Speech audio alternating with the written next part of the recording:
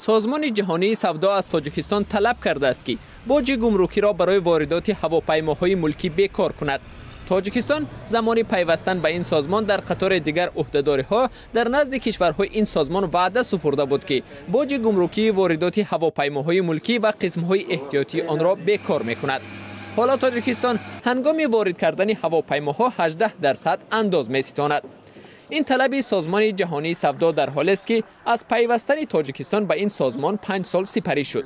در یک همایش در شهر دوشنبه، سود و زیان کشور از پیوستن به این سازمان بررسی شد.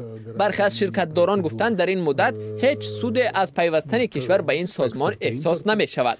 اما کارشناسان این سازمان میگویند تنها با پیوستن به سازمان جهانی سودا نتیجه به دست نمی آید تا زمانی که خود کشور تلاش نکند. Членство в ВТО не гарантирует ничего. عضو سازمان جهانی تجارت شدن کشور هیچ چیز را کفالت نمی دهد. این به معنای نیست که از آسمان پول می ریزد و کشور در یک مدت تمام مشکلاتش را حل می کند.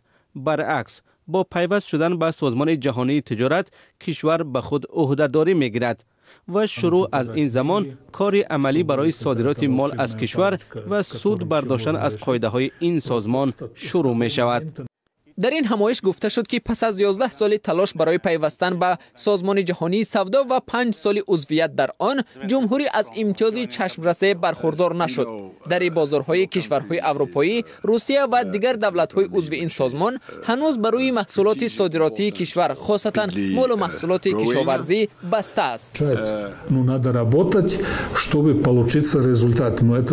مقامات میگویند که از پیوستن کشور به سازمان جهانی تجارت چیزی حاصل نشد.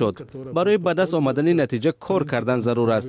سازمان جهانی تجارت تنها امکانیت‌های یکسان را برای همه کشورها فراهم می‌آورد که مال و کالاهایشان را در بازار یکدیگر بفروشند. دستاورد را سازمان جهانی تجارت نمی‌دهد، بلکه خود با استفاده از امکانات این سازمان تلاش می‌کند وضع اقتصادی را بهتر نماید.